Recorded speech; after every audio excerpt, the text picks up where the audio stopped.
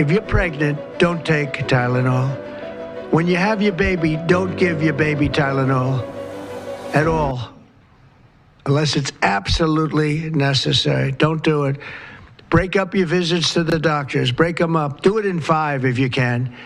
Now, it's inconvenient. It's inconvenient. Oh, you have to go back another year later. You're going to go back each year for 4 years, 5 years, 3 years. Just break it up. Break it up, because it's too much liquid. Too many different things are going into that baby at too big a number. The size of this thing, when you look at it, it's like 80 different vaccines and beyond vaccines, and 80. Then you give that to a little kid. I mean, I can tell you that I had a woman who worked for me, a beautiful, wonderful woman, worked in Trump Tower, and she had the most perfect child. Beautiful, just perfect. And I remember this little blonde-haired boy running around the lobby of Trump Tower, so healthy and so vibrant. And I said, that's great. One day I came in and she was crying her eyes out behind the counter. She worked at the front desk. She was crying her eyes out. I've never, as much as I've ever seen anyone distraught, she was. I said, are you okay? What happened? My boy, I've lost my boy. What does that mean, your boy? My boy, you know him, sir. You've seen him grow up. He was so beautiful. And I took him for a vaccine, sir. And he developed this unbelievable, I think she said 107, 108. You know, it goes well beyond when this happens. It goes up to 106, 107, 108. You know, we hear 105 and you're in trouble, but it just goes up to a level that you never hear about, but it goes up very high. And it's fried. They get fried. She said, I took him, he developed an unbelievable temperature. And I've lost him, sir. He's gone. And then I saw the boy. It was so tragic to see. That was the following day. After the vaccine. And I've seen it 2 other times, and I think 3 other times, but 2 other times, where they go to the doctor and they get the vaccine, they get the shot. The kid is, badly hurt. Let's be nice, badly hurt. And just do it. Break it up into 5, break it up into 4, break it up into 3 if you have to, but go to the doctor 4 times instead of once, or 5 times instead of once. And for some reason, they insist that you put it all into the body, and maybe that's the drug companies that make more money that way. Maybe it's the doctors because they don't want to be, doing this so much. Maybe it's the doctors. They get maybe more money. Who the hell knows what it is? Don't do it. Get them broken into 4 or 5 visits. Do it 4 or 5. That means you have 20%, 25% what you're putting into the baby's body. It can only help. And the other things I told you about, just the word tough it out. It's easy for me to say tough it out, but sometimes in life with a lot of other things, you have to tough it out also. Don't take Tylenol. Don't give Tylenol to the baby. When the baby's born, they throw it at you. Here, give him a couple of Tylenol. They give him a shot. They give him a vaccine. It's practically a known fact that if you break it up, you're not going to have a problem. But for years, we've been hearing how bad MMR is as a combination. And I'm very happy that you broke out chickenpox, because that was really a problem. Don't take Tylenol. There's no downside. Don't take it. You'll be uncomfortable. It won't be as easy, maybe, but don't take it. This administration is working together to ask big questions about why our nation's children are getting sick so fast. Too often, medicine is doing small little studies, giving us answers we already knew. But we've got to make a difference. You've given us a charge to identify root causes, and we are not going to stop so that we can end the suffering we are watching. And if you've seen a kid with autism, with severe autism, it's hard to watch. Kids get frustrated, they get angry, they can be crying because they want to speak and they can't speak. For a child, it can be brutal to have autism.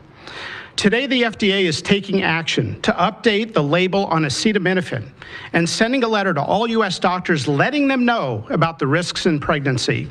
We now have data we cannot ignore.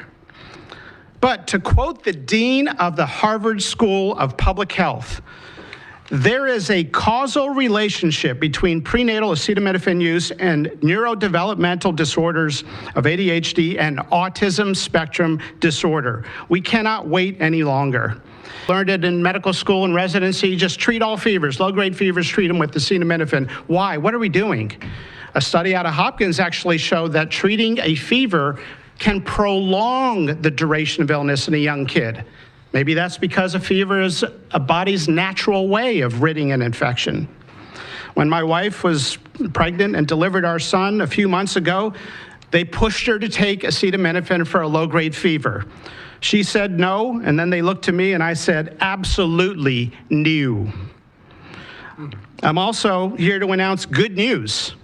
Today, the FDA is filing a Federal Register notice to change the label on an exciting treatment called prescription leucovorin so that it can be available to children with autism. You know, autism may also be due to an autoimmune reaction to a folate receptor on the brain, not allowing that important vitamin to get into the brain cells.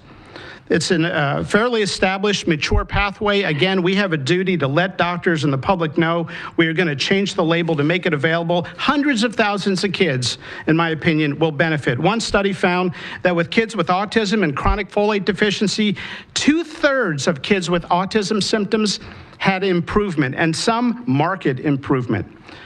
Mr. President, you told us to do what's medically right, to go bold, and not worry about the corporations and the lobbyists. So that's what we're here doing today. Thank you, Mr. President. Good, thank you.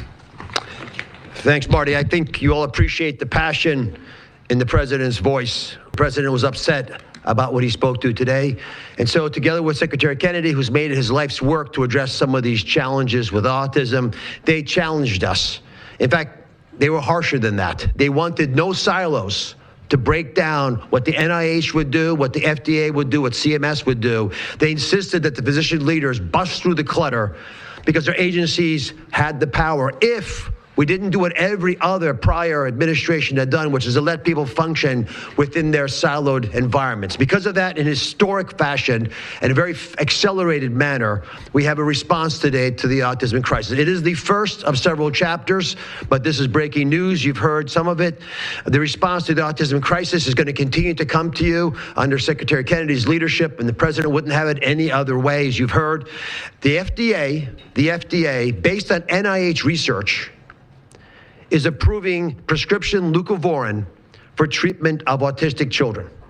Now, if you're following the script, there should be two questions that you have, two questions that should come to your mind. The first is, how will patients and parents get access to the treatment?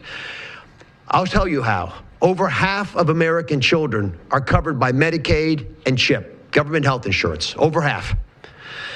And therefore, because they're covered in Medicaid and CHIP, upon this label change by Marty, state Medicaid programs in partnership with CMS will cover prescription leucovorin around the country.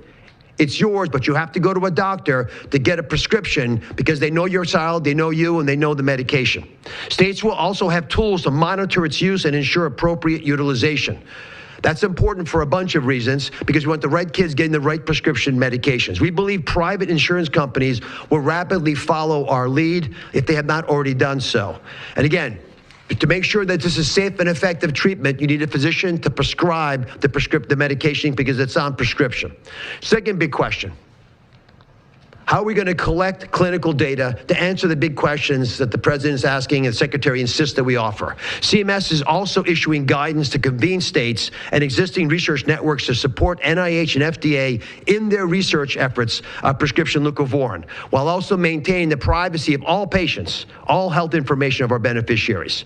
Collecting real-world data, which is what many of you have been asking us to do in the community, is fast, it is life-saving, and we'll get answers based on what happens over the next few months with this approach. The aggressive approach, and it is aggressive, demanded by the president and by the secretary, have already identified risk factors and opened the door for the first FDA-recognized treatment pathway for autism.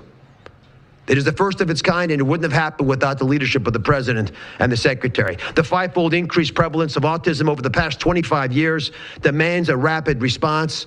The average clinician, researcher, we spoke to many, thought it would take 5 years to get this data. Parents are unwilling to wait 5 years. The president is unwilling to wait 5 years for these results. So the president and the secretary are acting today with this tri-agency move. The administration's bold actions investing in groundbreaking research follow the science. They restore trust, which has been lacking, and they will change the trajectory for millions of American families. Mr. President, God bless you for being brave.